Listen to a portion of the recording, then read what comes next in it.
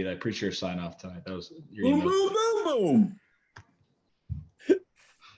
boom. It's always you talking. Don't you love that? Well, I think since you control it, you have a say in how you want to No, it was launch you. it, or It was when you you want to saying, launch hold it. on this time. It was you saying, hold on. You have to watch Pete's actions. As soon as he says, "Okay, let's get this rolling," within seconds, he records. Yeah. The sign off on the last episode was better when you cut off Mike from a rant. I don't know. For our guests at home, Mike continued on his rant after the recording stopped. Ugh. There seems to be a little bit of a discord between the 1 and 2 recently with the amount of rants that I'm too good for him. I'm too good for him anyway. I think Mike is putting on this facade that he likes being the quote unquote talent and just sort of doing whatever. But I think he is upset that Pete has taken over hosting duties and maybe organizing this better than he ever did. So He does seem rather shook up. Like, there's a if they play each other in the playoffs, man, this wedge is getting driven right between the two of them.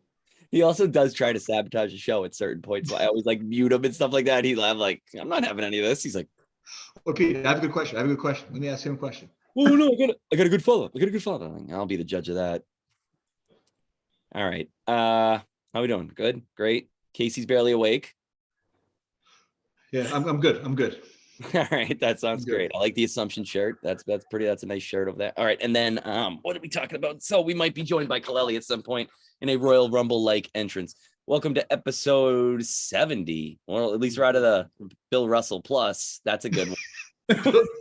I mean, we could be in the Joe Andruzzi. Yeah. Trot Nixon Bill plus. Russell. Yeah.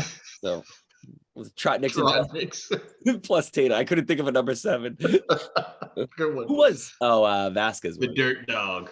Jaylen Brown. What do you guys think about the Red Sox? I'm all set. You're all done. Any faith in this year? Actually, I mean, the lineup doesn't look that bad.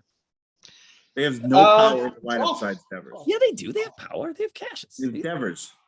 They have Cassis and Hosmer. He can still hit for power. Oh dear God, that's a problem. What's the deal with the guy from Japan? I don't know anything about. He's a left He's fielder. a contact hitter. No, he's got some decent power. His problem is the outfield. He's a below average defensive outfielder with a below average arm. He's 5'8", $170. That's all right. He's in Fenway Park. And a left-handed power hitter at Fenway Park. Who's not very good defensively. He'll be their left fielder. I'm sure he'll be a good fit. And then I would like them just to come out. Like, I'd give them a lot more credit if they just came out and say, this is the plan. This is what we're trying to do. Be patient, stick with it, because it's a PR nightmare right now for them. Like, they're coming across like they're trying to sign players, and they say we're giving it a wholesome effort, but they were off by like 110 million. I don't understand. Well, I mean, let's be honest. You're not going to sign a 30-year-old to an 11-year contract. It doesn't matter. Like, that guy wanted to stay. They shouldn't have let it get this far if they actually wanted him. I don't disagree. 6 years. They should have 6 years. This should have been done in spring training. Pedroia is still under contract, isn't he? Right? Like, isn't he like somewhere sitting? Like, did he retire his number and he's still playing? Well, aren't they still paying Manny deferred money? It's unbelievable. Bye Bonilla Day. You see that? You see that stat? The New York Mets are spending $86 million a year on Justin Verlander, Max Scherzer, and Bobby Bonilla. So 85 of which are going to 2 pitchers. Plus the million for Bobby. That sounds like a New York Post tweet. That's a fantastic. You can find that kind of information on Twitter, as well as the Fantasy Football League at Entering Milford. Give us a follow. 86 million if you include Bobby Bonilla. Typical Derek Carr. I'm not watching the game anymore. I'm giving you my full attention, Steven. All right, let's talk about what we're talking about. What week is it? 14. Week 14 preview. Crucial week. Yeah, let's talk about. You want to give a brief thing about where we are in the standings? Who's in the lead? No, me and Steve are tied. Oh, you mean our picks? No. Yeah, picks. No, I don't need to do that. You guys are tied. Mike's free falling. I'm trying to not come in last. And I have a feeling, Case, if you were in first place right now, we would have a full rundown of the picks. It's funny. My pick'ems go the same thing as my fantasy league. Last year, I won both regular season at least. There it is. There it is. This year, I'm fighting to not come to Mass in both. So Yeah. All right. Well, I'm gonna do this a little bit differently. I'm gonna end with the best game. I never understood why Mike always started with the best game. It's like, all right, let's do the weekend review. Here's our best game, and then let's end on whoever Lloyd's playing. So anyway, we're gonna build up. It's a build up.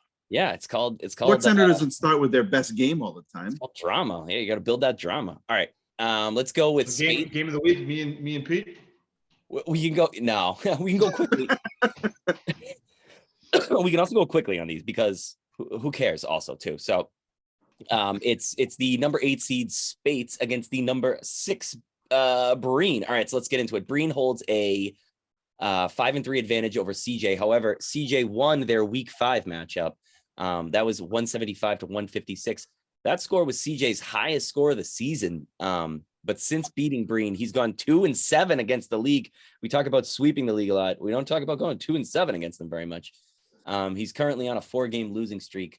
So this is essentially, when it's Spates and Breen, the battle of 2 guys that got eliminated by hosts of the podcast. So look at this. It's a showdown right afterwards. You guys just dealt it. Casey, let's start with you. Call it the consolation bracket, Pete. Yeah, exactly. Casey, let's start with you. Steve smacked CJ last week, but CJ's projected score is 150. That's up there with like DeVita, Colelli, and DeVito, like very high scoring teams. Maybe I just have projection envy, but Casey, Spates he looks good during the week, but then he doesn't look good on the weekend. He's like a real like dumpster fire. Why? Why do you think? It's a good question. It's funny. I think everybody was really high on CJ's team the entire year.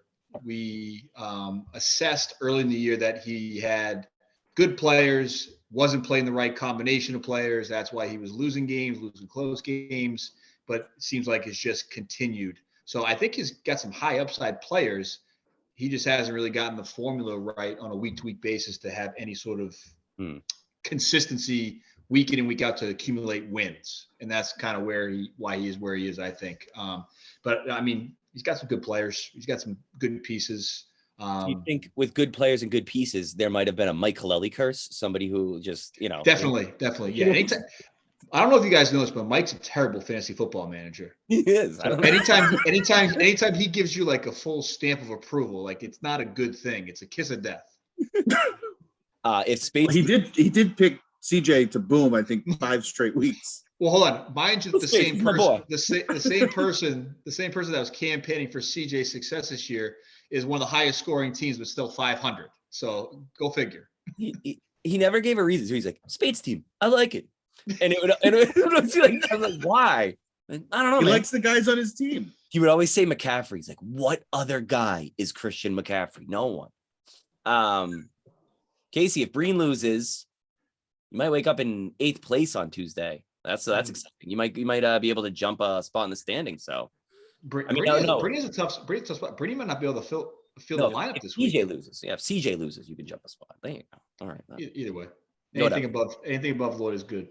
All right. It's all icing on the cake at this point. There you go. All right, Steve Breen is officially the cockroach of the league. He is 5-8 and on the outside looking in, but he has enough points to make himself relevant. What I want to know is I'm reading 2 different ones. I'm sorry, Casey, I messed up. Look at this. I want you to elaborate on the Breen playoff scenario. That's what I want you to do. And I want you to think. Yeah, you go ahead. Yes. I prepared for this. Highlight things, Casey. The Breen you got Casey on the mind, baby. The only way he gets in mathematically is if Mike and Christian both lose out and he wins out. That's the only way he's getting in. Do you think he can do it? But the problem now is not only does he need that to happen, but if Mike ties with him, Mike right now has him by over 141 points. Ooh. So he's got to have a massive 2 weeks and hope that Mike essentially scores at Lloyd's pace right now. That was going to be my next question. If it's a massive week, right? So what's a good week in our league for Christian? 150 points is a good week for him. A down week for Mike would be 100. So if he does it the next week, it's still only 100 points. He would need to outscore him by 70 the next 2 weeks. That can happen. It's highly, highly unlikely.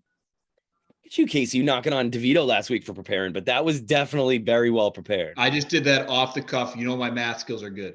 You've come a long way from the 35 to 20. Did you ever figure that out? Yeah, I didn't count my losses. No one does. Don't worry. You wonder why I come in first every time. Just like real life. Oh, Pete. All right, let's transition to another set of losers. It is going to be. Do you want to make picks or?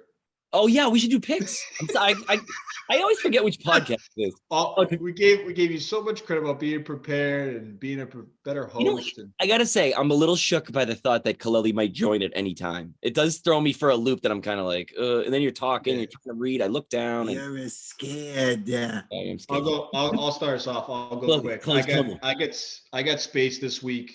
Brady doesn't even have a complete lineup in. If you look at his bench, Nico Collins might not play. All his guys are on bye. J.K. Dobbins isn't gonna resurrect anytime soon. So Julio Jones for Brian Robinson and Alan Lazard, he's got to play the waiver wire to even fill in a complete lineup. What is? So I'm going Spates. Yeah, I'm going Spates in my lock. Whoa! Look at you locking it in. I didn't actually make a pick. That's how little I think of this game. So I guess I'll go Spates too. Make it 3. That's a trifecta for those counting at home. Yeah, we don't have any picks for Mike this week, so we can't even tell the folks at home who he picked. Speaking of trifecta, he just texted me. He's actually taking the 0 for 5 this week in the picks. He says it. Yeah. Got it. All right. So, all right, let's go to the next game. Oof, this one's already off to a rough start. Innes and Larkin. All right, Jeff is 7-0 against Lloyd. So we always ask, who does Jeff beat? This one's it. I think I used the joke the last time he played Lloyd. But though this Innes 7-0, that includes a 109-71 week 5 win for Jeffrey. 71 points against Jeff was Lloyd's lowest score of the year, and he's had a lot of low scores. It was the second lowest score of the year, aside from Christian's 50-point gem that he threw out there. But this game, it's not really good to begin with. It's a lot of buys, injuries. I think I'd rather talk about the future than talk about this game, if you guys are all right with that. What is our stance on playing complete lineup? Because I don't think Dan can right now based off of his roster. Yeah, you got to set a full lineup of like people that are alive. Eligible players, because he's got all his entire bench is IR or buys. He'll have Carter that'll go in, but he's got 2 spots to fill, and right. Kenneth Walker is highly unlikely to play. Right. All right. I mean, obviously, like I'm all for Dan. Play Kenneth Walker. You know, I mean, I have nothing to lose in this except for he's got to drop Daniel Jones. He's got to get another guy. I just wanted to clarify, like, our stance. The stance is you have to have an active roster in, and then if not, we have a group vote on whether or not you threw it, and then you lose your highest pick. So right now, he has probably the first overall pick. So everyone would definitely vote that he was throwing it intentionally. Now, if he loses, it's in the same boat. Like you can tell, this is like teams are out of the playoffs, and I haven't sent their lines before Thursday night. So I mean, it's Thursday. These guys are. It's still Thursday. We should consider if we ever have someone that loses that pick. Not only do they lose it, so it doesn't go to the next person down. It should become a lotto to see who would then get that pick from the other 9 managers. Ooh, we could draw ping pong balls. Yep, I like that idea a lot. All right, maybe we will. Maybe we won't. It's never happened before, has it? No, we've never had a forfeit a pick. I think that people always set their line. If you're playing fantasy football, that you're paid. Yeah, even Ross used to say like it's very the integrity of this league is very high. Right, you're very invested in this league, both time wise. Right, I mean, so big investment. Okay, stand up, gentlemen. Dan, don't worry about it. Innes, get a full lineup in. Pick up a quarterback. Get Lamar out. Get somebody there for Taylor. Let's go. Come on. Forget. I mean, we're debating about these guys not even filling up a roster. All right, so this is what I want to talk about. Larkin has 3 first-round picks. 2 of them are going to be lottery picks. Didarian is another guy. He has 3 first-round picks. Same situation. 2 of them are going to be lottery picks. So it looks like this might be a summer where a lot of first-round picks are on the move. So what I want to know is, with an aggressive offseason, which of these 4 teams that we just talked about, these out of the playoff teams, Jeff, CJ, Casey, and Larkin. Casey, I want to ask your opinion too, if you can be unbiased. But which one of these managers stands to make the biggest flip next year? Because there's going to be opportunity to make a lot of moves this offseason. Now you said you meant Breen, right? Bottom 4. So who is that? Jeff, CJ. Oh no, yeah. Any of those guys. I want to know. In the bottom 5 there. Gotcha. What do you think, Steve? Go ahead, Steve. Oh, I'm sorry. I thought you asked that the case. Questions for you. One of those guys with an aggressive offseason could make a jump into the playoffs. Well, we talked about this last week at the trade deadline. The biggest winner was CJ. I thought what he did at the trade deadline was really, really good. I thought he made some great moves. I thought he got some nice young players. Give me a specific. What's something that you really liked? I love the move he made to get Eckler and Metcalf. Okay, Eckler. And he got 2 first-round picks in that deal. You really like the selling of McCaffrey. That's your specific, like, that's a. I like the selling of McCaffrey, but what he got for it was astronomical. I just didn't. I thought that was a tremendous deal for him.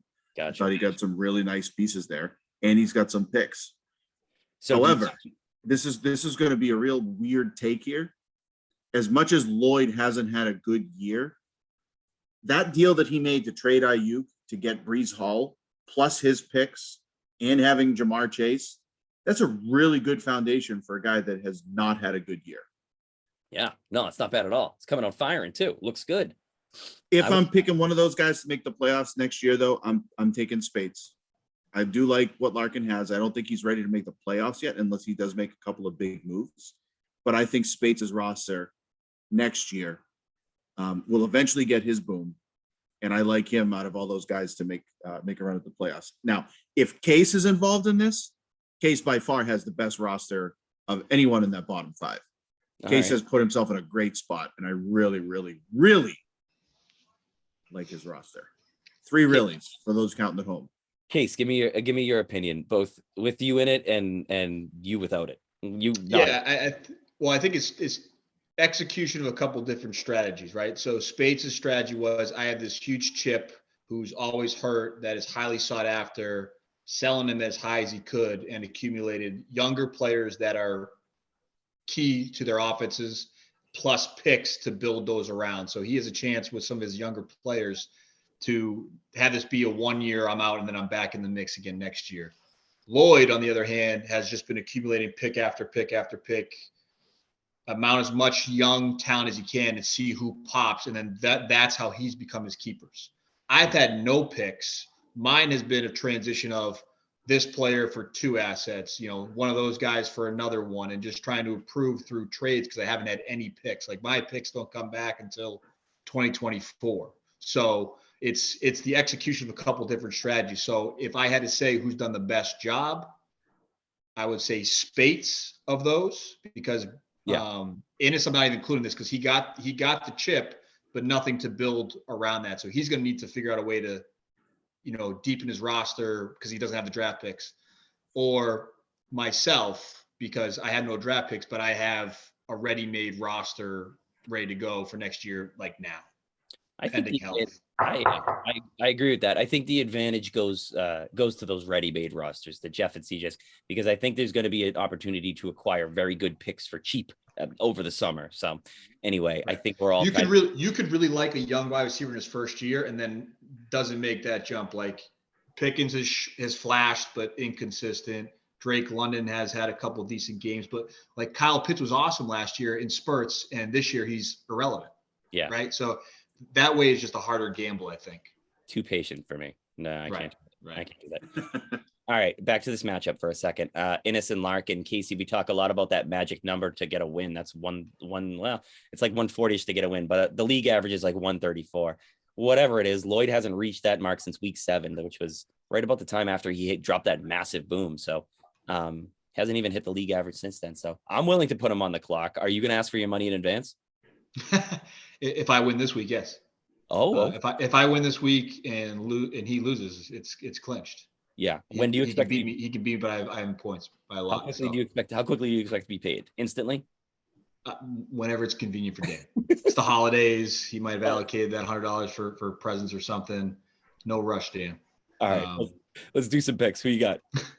I every incentive to pick Ennis this week, so I'm picking Ennis. Besides the fact that half of Lloyd's team is on IR and he needs to find a way to fill starting rosters.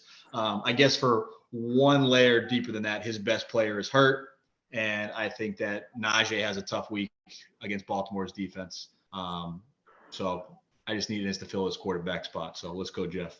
if they played as is right now, who would win? It would be the highest scoring game of the week. All right, Jeff. I'm sorry, Steve. Who do you want? Oh, come on. I was looking at the matchup. I'm going to take Innis as well. As much as I want to take Lloyd, so we could have this showdown at the end of the year for that $100, that would just be an incredible finish for the teams that are in 9th and 10th place to have to go at it in the bottom half of the league. But no, I'm going to take Innis. I don't know where Lloyd goes with his roster this week.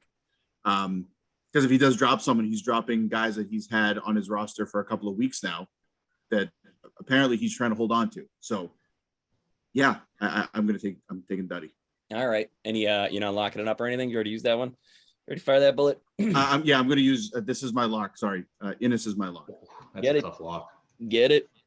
This is another game I forgot to make a pick because I didn't care. So I am gonna go with I'm gonna go with Lloyd. Why not?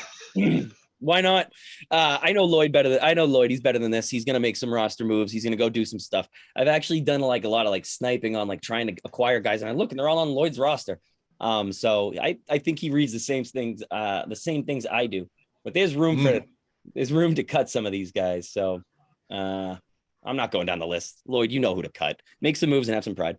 I'm going to go Lloyd. Anything else? Campbell, Bateman. All right, let's talk about Jones. No, I mean, if you don't know who to drop by now, Bateman, I don't even think is going to be on the team next year. Anyway. Why is Daniel Jones still there? He has his quarterback. He doesn't need Daniel Jones. All right, moving on. Didn't he protect Mac Jones in the offseason? He drafted Mac Jones and Zach Wilson.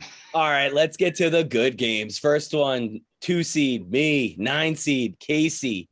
Game of the week. This is more like the European Championship, I guess, this is WrestleMania. But all right. It is Casey. Casey is 6-5 against me. I won the last one, but it was only by 19. We split 1-1. Crazy stat, Casey. You and I have split 1-1 3 out of the last 4 years. So we tend to split. Anyway, it says it's Casey's turn. But luckily, it doesn't really matter to me. I am going to debate whether or not to go for the boom this weekend because I don't even care about you, Casey. This game is a meaningless game for me, and I would like to maybe sell out and go for some obscure plays and drop a 300 on you. But I don't know. We'll talk. Wait a minute. What do you mean this is a meaningless game for you? You said on Tuesday you were going for number 1. You're playing for 500, buddy. I think it's more likely that I could win 2 booms with my own intelligence on who to play week to week than for Andy to lose 2 games. I think I have a better chance of winning $100 than I do of 300. I tell you what, Pete, this is lined up perfectly for you though. Andy's got 2 tough games left. He's playing 2 playoff teams essentially now. And who do you have next week? Spades. Yeah. So if you get by me, that's really a question. We're questioning. Is that a question mark? It was, yeah. It wasn't an if, it's a when. Oh, okay. All right, Steve, this isn't really a game. So tell me, what do you think? And if you dare pick against me, because I won't talk to you. Go ahead. So there are a couple of cues on this board here, and 2 of them I'm not sure they're going to play. So Rondale Moore and Deontay Johnson, both questionable, both have not practiced. Moore's been out with that groin injury since he injured it Monday night on that opening play. Speaking of, I think we discussed this. Did you guys see that fantasy matchup? The guy that played Rondale Moore that was winning, he had a -6 yard rush. He ended up losing by 1/10 of a point. Yeah, his last game was -0.75 points. How do you? He had a minus rush. And that was it. And that was it. He got hurt on that play. The guy was winning. He was winning by a half a point or something like that. But isn't he a receiver? Yeah. Yeah, it was like an end around. -6 yards. It was one of the first plays. He pulled his groin, and that he was done for the night. And the guy lost by 0.01. That's a bad one. They should send him tickets. Really, honestly. Deontay Johnson has a hip issue. Even if he plays, he's probably going to be limited at home against Baltimore. But you've got plenty of options on your bench. I don't think you're going to end up playing Johnson anyways. Case, on the other hand, on your bench, there aren't as many options. I see you picked up McKenzie. He's like the. It's a boom type play, high payoff. He's just heavily used. He's heavily used. Yeah, that way. he's great. I'm He's really worried. I'm really worried. Yeah. Case, I'm a little afraid. I think your top half of your roster is better than Pete. I am afraid, essentially, from Gus Edwards down. On your lineup bench depth issue. Yeah, this is a bench depth issue. I win them all, baby. You can stop delaying this. Pick Pete. Let's go. I've gone back and forth on this, but I think Justin Jefferson might score 50 this week in Detroit. That's going to be a track meet. So I'm going to pick my one of my oldest and longtime friends. Case, you're going to win this week. What am I? So chopped liver? We've known each other for a while. Yeah, but you weren't at my house as often as Case was. Case was essentially like an adopted child to my mom. Pete, if you lived closer, I could have been at your house all the time. I didn't live on the rich side of town. I lived on the poor side. That's not true. Yeah, I did. You were the same. You were right around the corner from me. I didn't go to Brookside though with all you waspy kids. I didn't go to Brookside. I was at Woodland. Yeah, we're Woodland. I mean, I went to Brookside. Sorry, I didn't go to Woodland with all you waspy kids. I went to Brookside with all the thugs. That's not true. Calvin Drive was absolutely not thuggish. Well, he was there. He stood out a little bit. Him and CJ. Yeah, it was weird because CJ went to Brookside. Hold on. You talk about the two guys that were driving Volvos in high school as the thuggish side. I was driving a 1993 Chevy Corsica metallic blue. Guy, get out of here! I had a 1994 Toyota Corolla that had 200,000 miles on it. Everyone knows the south side of Milford is the hard side, and the north side is all the new development and like the young families that no one knew. But you go down south, that's all the Italians and Portuguese, Puerto Ricans, Luby Ave, what up? So it's any superlatives, Steve? No superlatives, Steve. Okay. Oh, actually, no. This is my upset. I took you. This is my upset. Okay. What? My fault. What is this? These beers are all right, Pete. I'm setting up, hopefully, for a really good rivalry week in the playoffs. It's a setup, man. Come on, it's for the pod. It's all entertainment purposes. All right, Casey, I'm going to take pride in sending you into a must-win against Ross's old team. Don't forget that. This is, I think, winning this game will be the third most impressive accolade on the jumbo shelf that you have going on there. So, do you think this is going to be close or what? Yeah, I do. My roster isn't done. Like I've been monitoring a couple of players on the waiver wire to see what's happening throughout the back half of this week. So I'm not starting. Those last three spots that Steve talked about are very much in limbo. I picked up McKenzie today as sort of insurance for one of my moves because I had Odell. I'm okay. What? His reaction was classic. I got a couple other guys that I'm eyeing now. I fear Odell more than McKenzie. Yeah. So we'll see what happens. But I'm picking myself. Baker Mayfield's available. I'm picking myself. I think my high-end players are better than Pete's high-end players, to quote another. I heard that a lot. Remember how that turned out?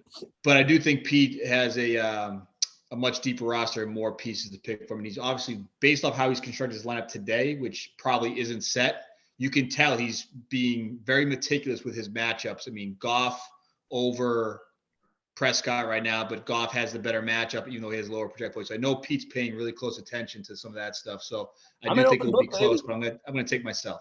I think it's hard to play I know Prescott's got a high projected this week. Ask me whatever you want. But they're playing a team that they're going to beat by 40, and there's no way they're going to run Prescott out there. Houston plays low-scoring games, man. Houston plays teams tight. It's different. Not on the road. They run the ball. At home, I think that's going to affect Pollard. Casey, just because you're louder doesn't make it right. Just because you're louder doesn't make it right. Evans is in San Fran against the number one defense in the league. I do think Goff is going to score because Minnesota's pass defense is terrible. Locke.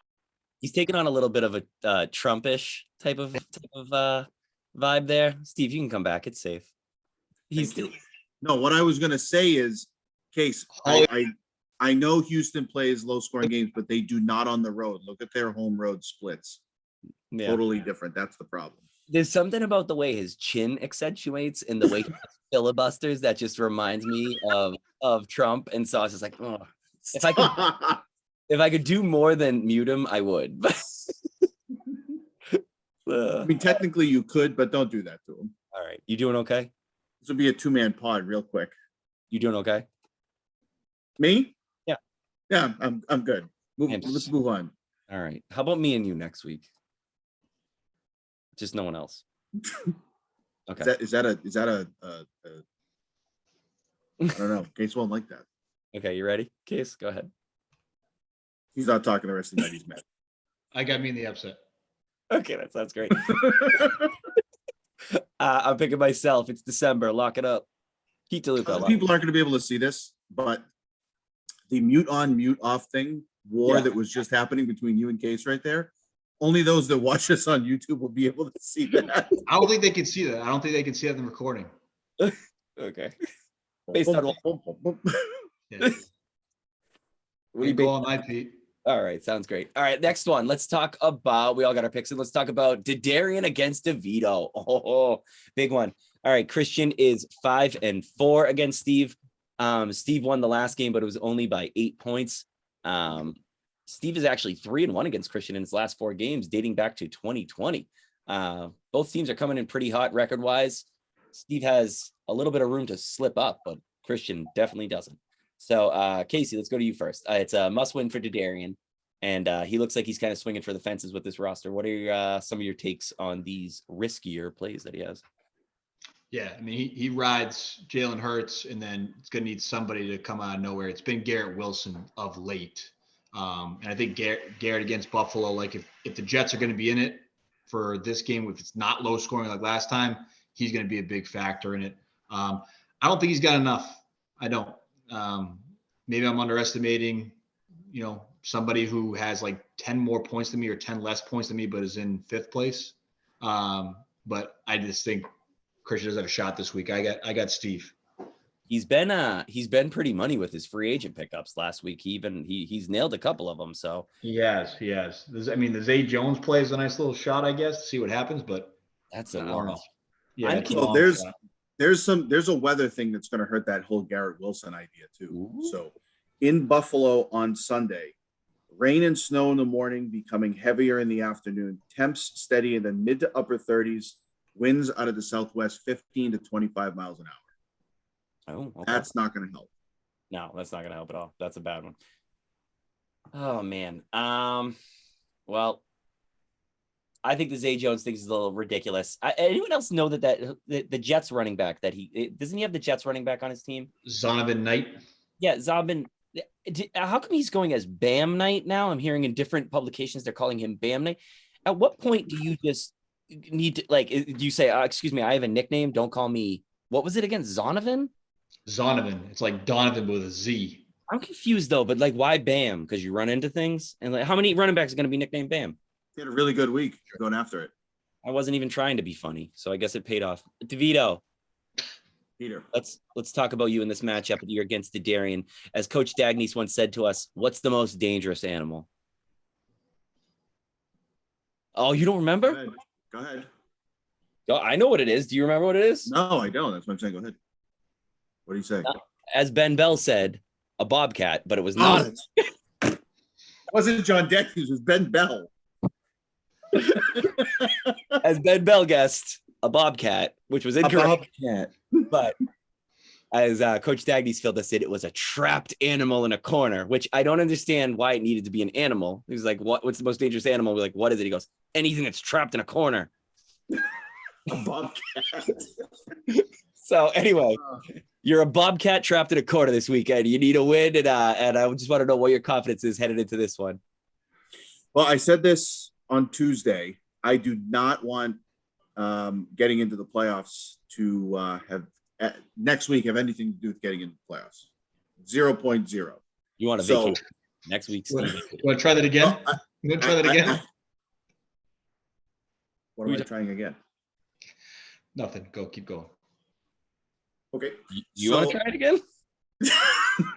I don't What, want no- next week to. I don't want next week to be the week that the week not to get into the playoffs. I was following it. He wants it to be. I followed it. I followed it. All right, go ahead, Steve. So Christian has a couple Qs on his board. Treylon Burks, I don't think he's playing this week after that vicious hit he took in Philadelphia. I didn't Still see hasn't. a big hit. I didn't see that at all. Oh yeah, he got lit up when he scored his touchdown in the first quarter.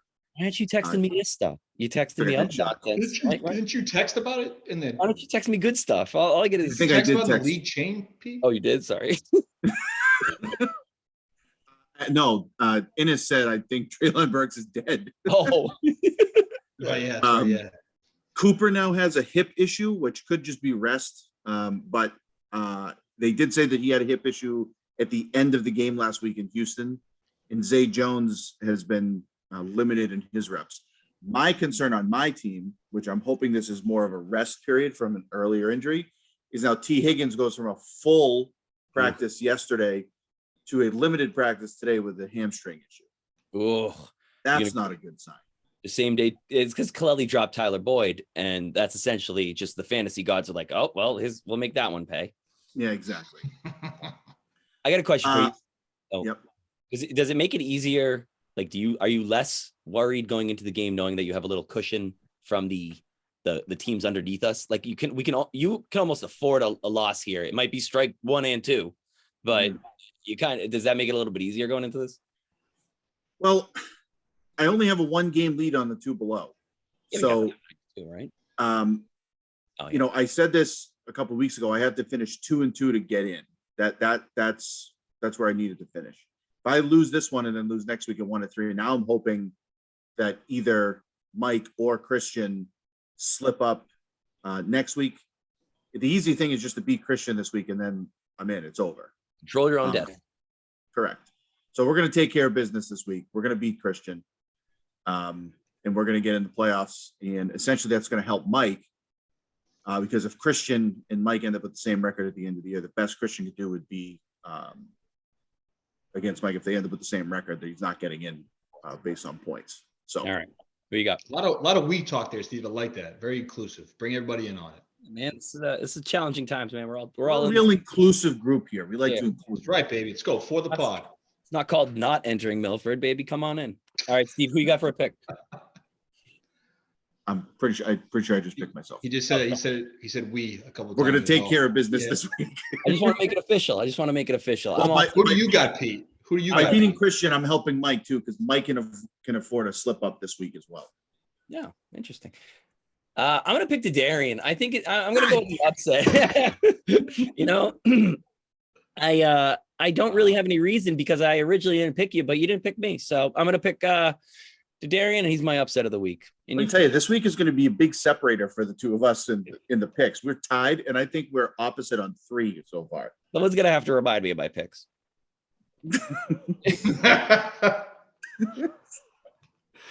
All right. Case, who do you have? We already talked about that? Yeah, I went first, Pete. All right, cool. All right, DeVita against Colelli. Let's get started. Here we go. Game of the week, maybe game of the year.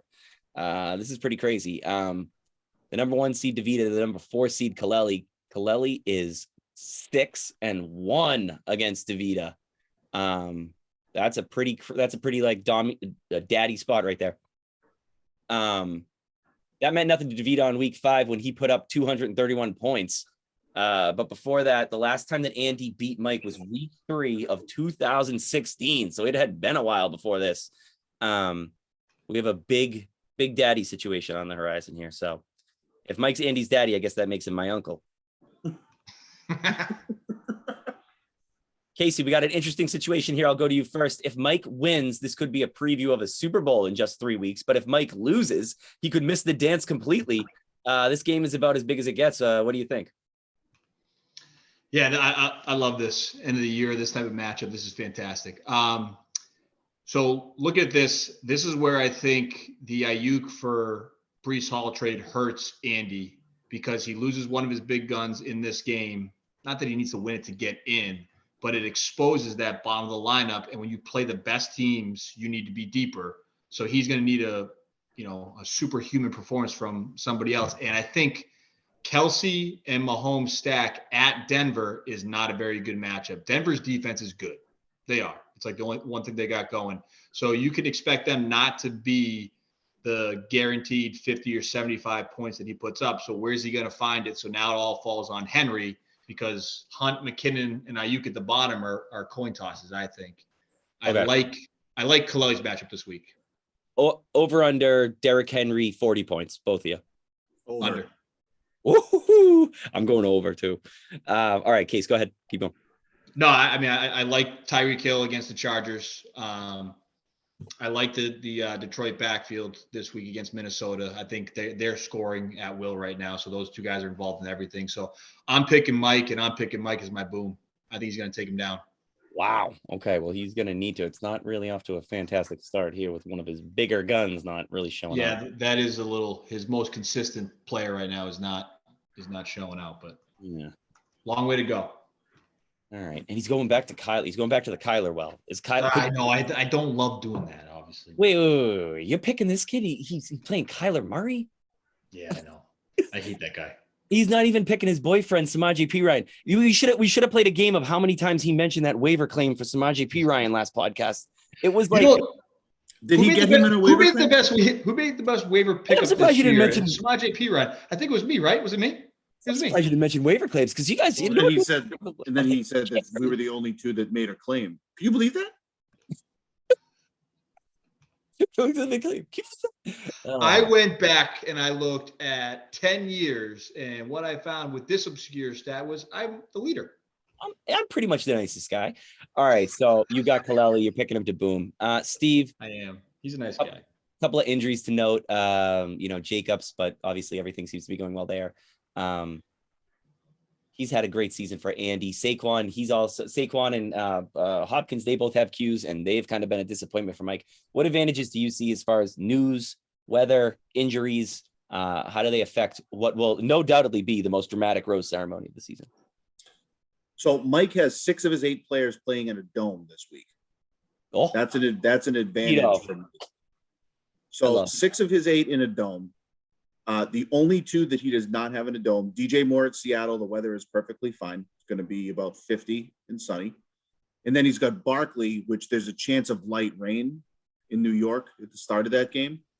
I'm sorry, the end of that game. It's not going to come into New York City till later in the day. So that's not really going to affect him. So weather isn't going to affect Mike as much. We talked earlier about the Buffalo game. I'm not sure it's going to affect Buffalo as much as it would affect the Jets. So I don't think it's going to really hurt Diggs.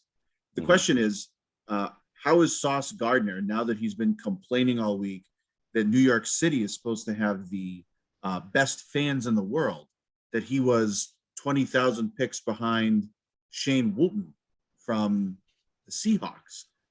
And that's what his focus was this week, as opposed to going up to Buffalo for a chance to get into the playoffs. He's complaining about his Pro Bowl picks. Right. He might win defensive rookie of the year just because he plays in New York. He's not really that great, but he's got a nickname when he plays in New York. It's the classic jinx. Yeah. You talk about how bad you need to make it into the Pro Bowl. And now you're going up against Stephon Diggs. Good. I hope Diggs destroys him. Good. He's annoying. Good dive, Steve. Good dive, Steve. I would like to pick Mike because I've talked about how much I like his roster. I do think I'm sticking with Mike as my Super Bowl pick. But this week's matchups, I'm going to take Andy. I think Henry, Pete, we agree, is going to go off against Jacksonville at home. A couple bad weeks in a row for Henry. They're going to feed him. I think Diggs has a nice week. And as much as the Denver defense is very good, Case, the pickup of McKinnon this week for Andy, I think, is a very silent, good move to put on the bottom of his roster. Silent. Got it. Sneaky move. He was one of the guys that was eyeing for mine. You're underestimating the sneakiness there. But quietly, he has as good as Pacheco has been, McKinnon is getting all of the goal line carries, or a lot of the goal line carries. And he is there passing down back. So you're not going to be able to run against Denver? Oh, wow, Casey, yawning on camera. Jeez. Do you want DeVito to boom? Yes, I do. Okay. Again. Wow, Thank he's you. over there yawning, being rude. He doesn't like listening. It's okay. Doesn't get the Ben Bell jokes. I just gave you credit for your insight. I thought it was great. You brought in a bunch of different resources and compiled it into one analysis. I Or thought it was good. being sarcastic. I like it. No, I that was liked it. genuine. I thought it was thorough. That was genuine. I'll tell you the truth. There's only one solid bet in this entire league, and that is Andy DeVita to boom. So I am taking it. I don't care what his roster looks like. I don't care what Colelli's roster looks like. Derrick Henry at VJAX is all I see, and that is about 40 points in the bank. So watch Derrick Henry. The rest of the stuff falls into place. If DeVita could win 11 games without making one move, imagine what he could do with signing Jerick McKinnon. So I'm going with him, and he is my boom of the week. Do you see who he dropped to pick up Jerick McKinnon? Naheem Hines. Oh, that's a staple, man. That guy, he had a wife and kids. I mean, DeVita just sent them back. Think about this, though. He dropped Naheem Hines and Jalen Reagor all in 1 year. Yeah, I mean, if he's not getting serious right now, I don't know who is, right? Like times are changing for the DeVita dynasty, which is now the Blue Bloods. He's like, well, time to win another one. He had enough. He's like, enough of letting everyone else get to glory. I'm back. All right. Anything else before we go? What do we got to talk about the picks? We got. Oh yeah, wait. Do my favorite part of the show. You want your favorite part? Yeah. Okay. Quick recap of the picks. All right. We have a spade sweep. Spade sweep. I have Spades as the lock this week in the Innis versus Lloyd matchup. DeVito and myself are with Innis. Pete, you are alone. Lloyd, I hate winning you. So far. Yeah. By the way, Case, I just want to thank you for not telling us that we're on anyone anymore because it got changed. Drop the ons. You drop the clips too. No more clips on. No more clipping. Nobody's clipping. In the Battle of the Brotherhood, Pete is on himself as the lock. DeVito and myself both picked me for the upset. In the DeVito and CGD matchup, that is Pete's upset with picking Christian against Steve. I am with Steve on Steve. It's a personal and thing. then with the Colelli versus DeVita, both of you guys are on DeVita to boom. So it's a buddy boom session. I'm on Colelli to boom. So we have all the booms in the same game. So that'll be interesting to follow. We have the upset in the same game, except for Pete, who has it actually against Steve. So there's a lot of antipod this week. Yeah. Well, I figured playing Christian this week, it would have been a lock for Pete to take me. Knowing I would have thought that. Hey, I want to ask you guys. I want to read a statistic to you, and I want you to tell me blindly who you'd pick for the league MVP. Okay. I'm going to read you some stats. I saw this earlier. Pete did, so don't give this up. Okay. Can I tell you before you read them off? He won't see it. Go ahead. Yeah. So player A, 2,900 passing yards, 600 rushing yards, 29 total TDs, 3 picks, and 108 passer rating. That's player A. Okay. Player B, 3,400 passing yards, 224 rushing yards, 30 total touchdowns, 8 picks, and 103.7 passer rating. Player C, 3,800 passing yards, 283 rushing yards, 32 touchdowns, 8 picks, and 104.9 passer rating. Player A, player B, or player C. Based on that, who would be your MVP of the league right now? I mean, I don't remember them off the top of my head, but they're all pretty fantastic. So I don't know. A, we'll say. I'm not looking at them. Player I picked B, Steve, when I looked at it earlier. I'll go with B. With B. You'll go with B? Yeah, I'll go with whatever. Player B is Joe Burrow. Ah, interesting. 34-46 in passing yards, 224 rushing yards, 30 total touchdowns, 8 picks, and 103 rating. Okay. I mean, it has to be Hurts, right? It has to be. Yeah, I mean, Hurts was A, Pete. 2,900 passing yards, 600 rushing yards, 29 total touchdowns, 3 picks, and 108.3 passer rating. He's been awesome on the number one team in the NFC. Everyone just keeps on trying to give the thing to Mahomes right now. You know, like the last one, 3,800 passing yards, 283 rushing yards, 32 total touchdowns, 8 picks and 104.9 passer rating is Mahomes. I mean, essentially they're all pretty even. We're never gonna get it. But you got to. I mean, Hurts is the 600 rushing yards, 29 touchdowns. He's been outstanding. Wow. Yeah, I think Hurts is the MVP, and I think Burrow's ahead of Mahomes. I mean, he just beat him. I mean, their stats are essentially even. 400 passing yards difference. It's really they are. They're really close. Yeah. But if you look at like where they were picked and what other people were able to get, like who was the lowest draft pick out of all those? Hurts? Yeah. Oh yeah. Yeah. So I mean, was he a second rounder, third rounder? I don't know, but you're able to get 2 better players than get him. And so I probably think he's the MVP.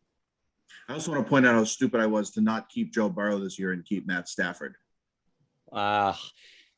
He didn't get hurt, Steve. He had the elbow early on, Steve. We tried to warn you. Well, I mean, I think I kept. Did I keep both of them? You might have. I think I actually kept them both. Yeah. Good move. There you go. Hindsight's a wonderful thing, though. Look at you. You're like Colelli. Let's end it on a note about you. Hey guys, remember how smart I was at the beginning of the year? I'd like to get 1 week.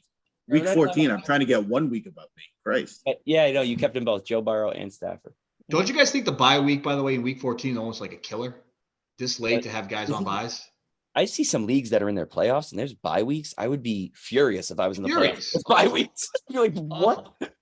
But I played all season and my best players on a bye the first week of the season, the first week of the playoffs. It's ridiculous. I'm playing Pete. I got 2 guys on bye. It's unacceptable. Oh, here we go. Here come the excuse avalanche. It's going to be avalanche gifts all over Twitter. Hedge your bet. The future home. Shake them up. Shake them up. The future home of our draft is getting its stone walls put in this week. You got to see pictures at Entering Milford on Twitter. Steve, how excited are you to host a draft? Not. Oh, come on. You're a big host guy. You love hosting. Host all the holidays. I'll walk back home. Come over. I'll walk back. I'll walk back to Whitewood Road. Pete, I'll pick you up. It's close. Yeah, I could swim across that pond. That weird pond. Used to smoke cigars next to.